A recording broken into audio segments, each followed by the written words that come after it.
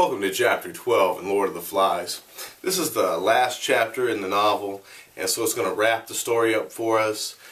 It's time to make your predictions about what you think is going to happen to Ralph.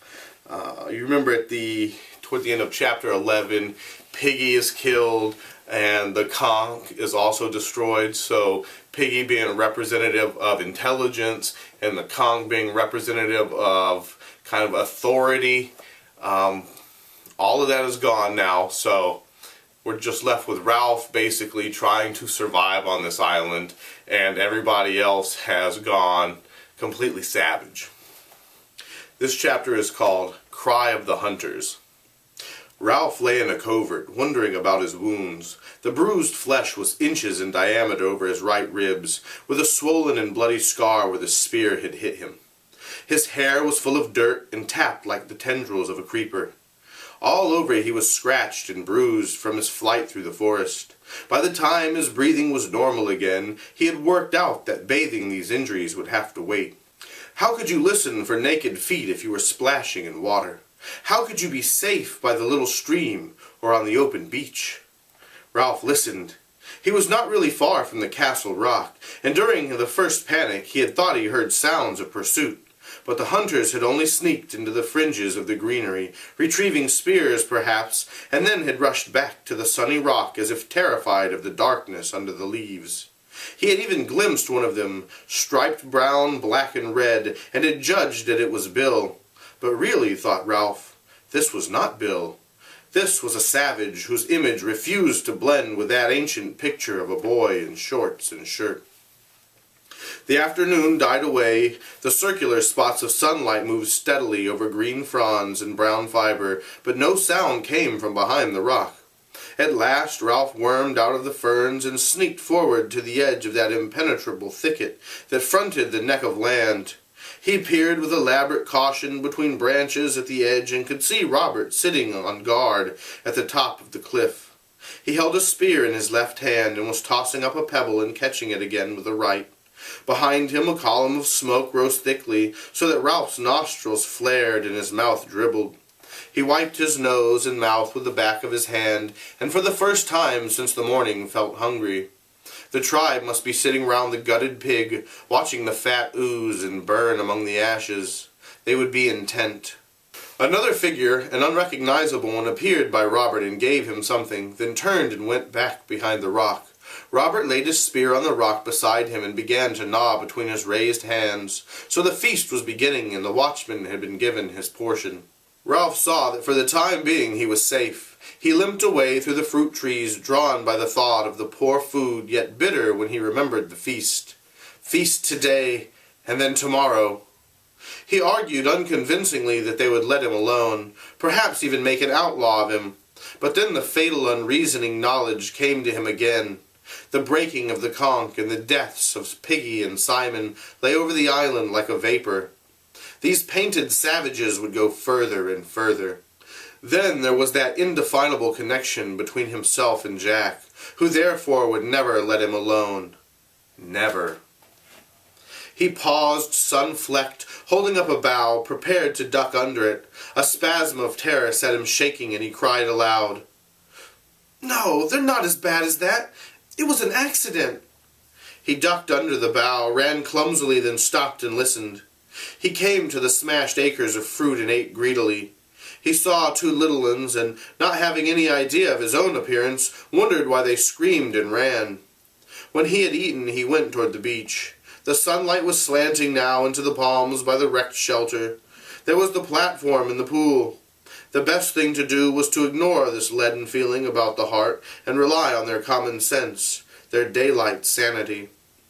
Now that the tribe had eaten, the thing to do was to try again. And anyway, he couldn't stay here all night in an empty shelter by the deserted platform.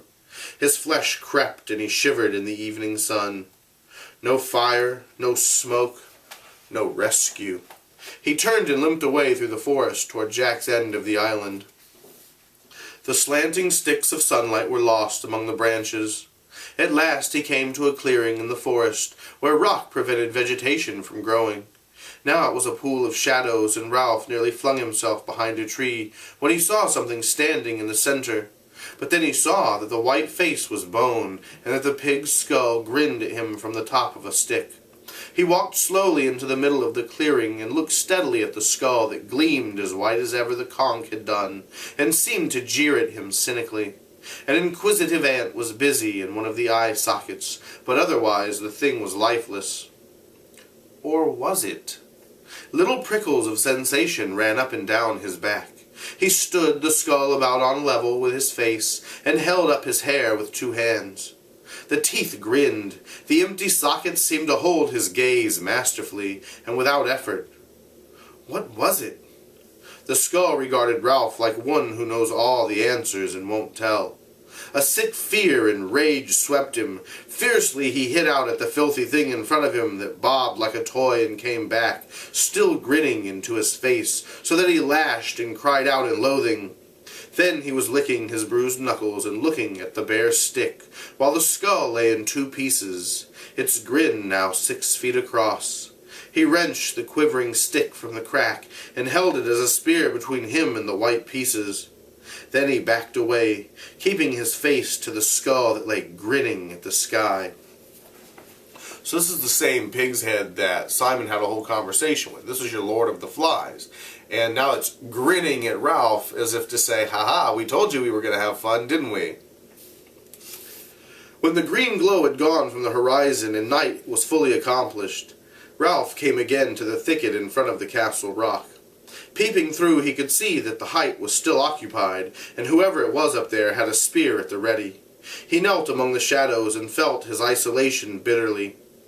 They were savages, it was true, but they were human, and the ambushing fears of the deep night were coming on. Ralph moaned faintly. Tired though he was, he could not relax and fall into a well of sleep for fear of the tribe.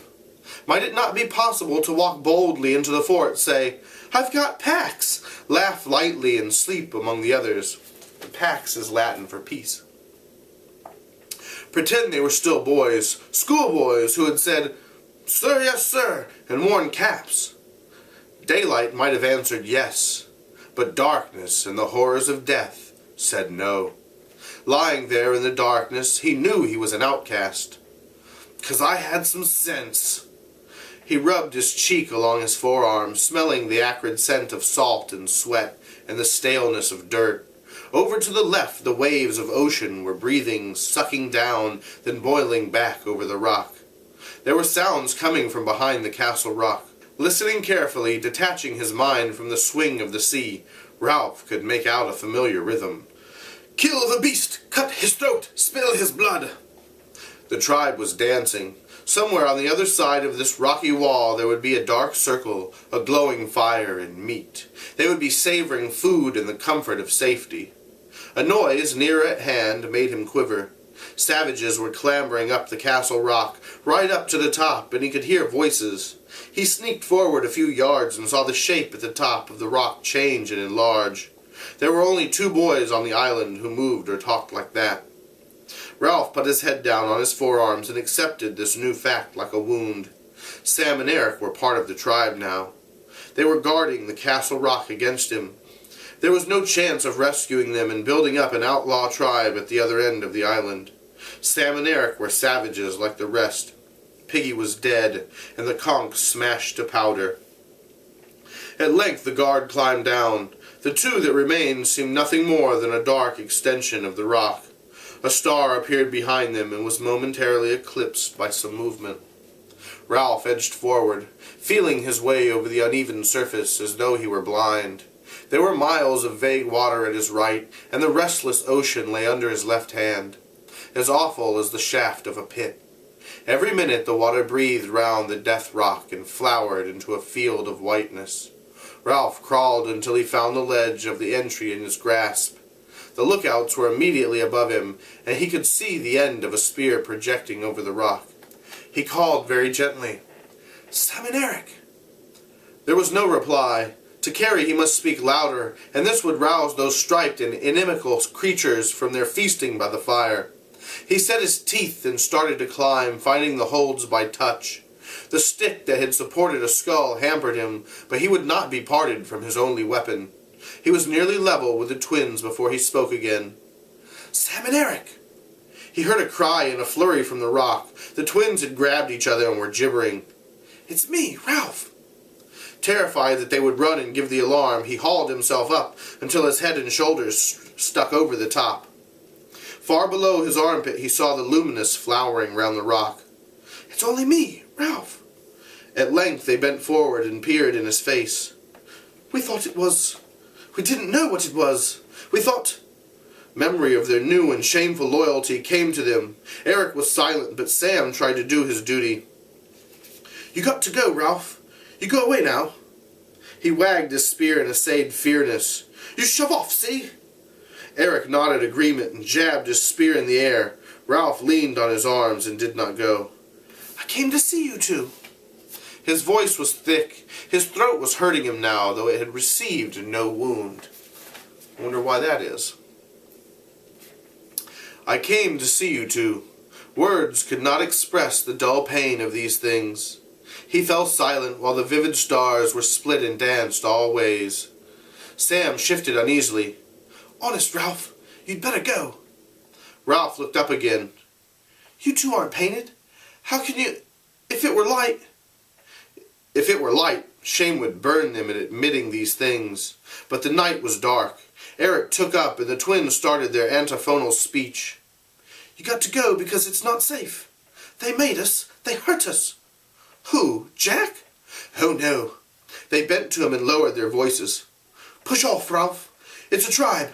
They made us. We couldn't help it. When Ralph spoke again, his voice was low and seemed breathless. What have I done?